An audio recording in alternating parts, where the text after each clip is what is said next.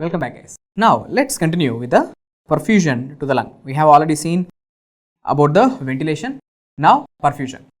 Already you know that how much blood is going to the lung, guys, every minute. How much blood is going? Almost 5 liters of blood is going. Okay, 5 liters of blood is going to the both the lungs together every minute.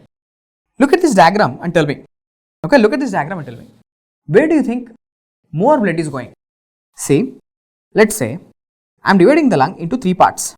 Okay, that's the apex of the lung, middle lobes and the base of the lung. Apex, middle lobe and base of the lungs. Okay, now where do you think maximum blood is going? Look at this diagram and tell me, sir, in the base of the lung these blood vessels are getting constricted, and in the apex of the lung the blood vessels are getting constricted, and the base of the lung the blood vessels are more dilated. So always remember, the lower lobes of the lung, the base of the lung receives the maximum blood flow, and the apex of the lung the blood vessels are getting constricted, so there is maximum resistance. So there is maximum resistance for the blood flow in the apex of the lung, and there is less resistance for the flow of blood in the base of the lung. So base always receives the maximum blood flow, apex always receives the least blood flow. So let me write the same thing here. Blood flow, it is not equal throughout the lung. It's definitely not equal throughout the lung. It is little different.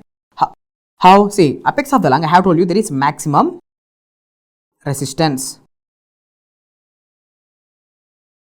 and the base of the lung there is least resistance.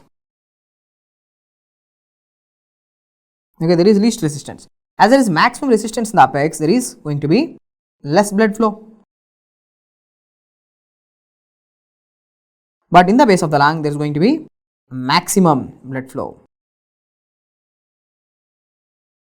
Then what about the middle lobes of the lung? Middle lobes of the lung sometimes happens, sometimes doesn't happen. It's like intermittent, like 50-50. Okay, this is going to be intermittent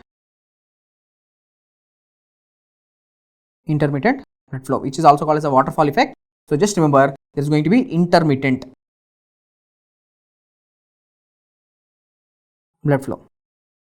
Okay, now having said that, how this pulmonary circulation is different when compared to the systemic circulation? We all know there are systemic blood vessels like radial artery, ulnar artery, all this, like the branches of the aorta. This is all the systemic circulation. How the pulmonary circulation is a little different from the systemic circulation. Let me ask you something. Imagine there is a hypoxia today here in my hand. Because of some reason I am having hypoxia. Tell me, hypoxia is good or bad? Definitely bad. Whenever there is hypoxia, what do you think will happen to the radial artery and ulnar artery?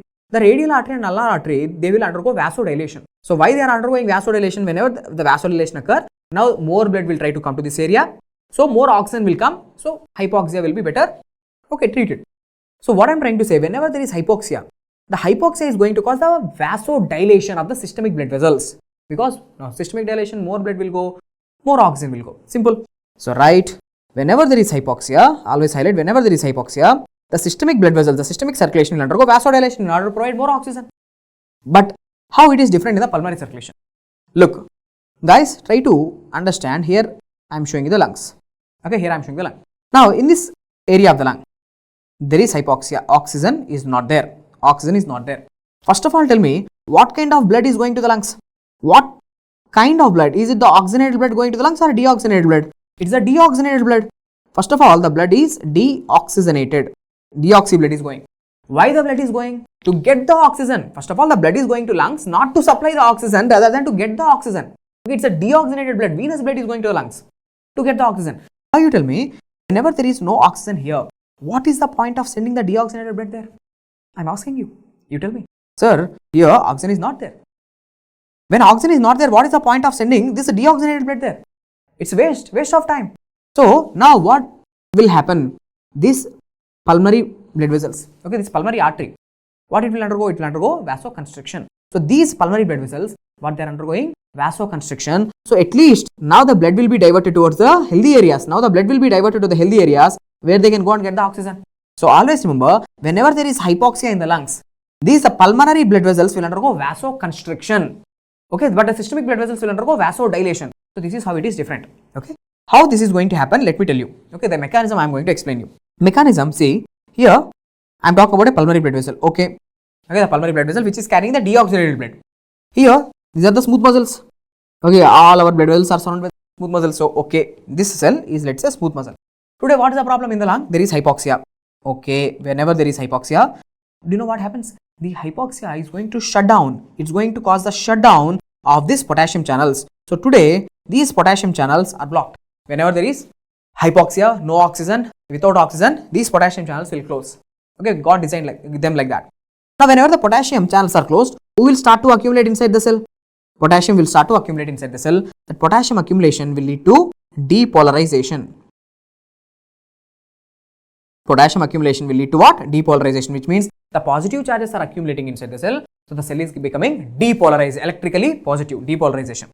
Now, the God designed the cells in such a way, whenever there is a depolarization, at this voltage depolarization, calcium channels will start to open. So, this calcium channel will open. Depolarization opens the calcium channels. So, who is coming into the cell? Calcium comes into the muscle. Now, who came into the muscle? Calcium. So, what this calcium will do? Calcium causes the muscle contraction leading to vasoconstriction.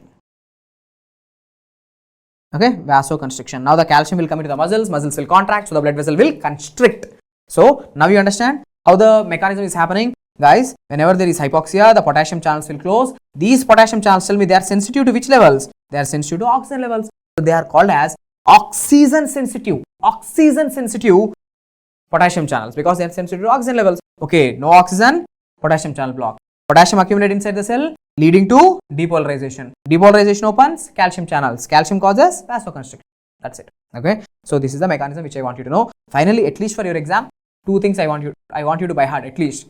Systemic blood vessel will undergo vasodilation during the hypoxia, but pulmonary blood vessel will undergo vasoconstriction during hypoxia. Oxygen sensitive potassium channels. Oxygen sensitive potassium channels are present where? Oxygen sensitive potassium channels are present on the pulmonary blood vessels. With this, the topic of pulmonary circulation completed.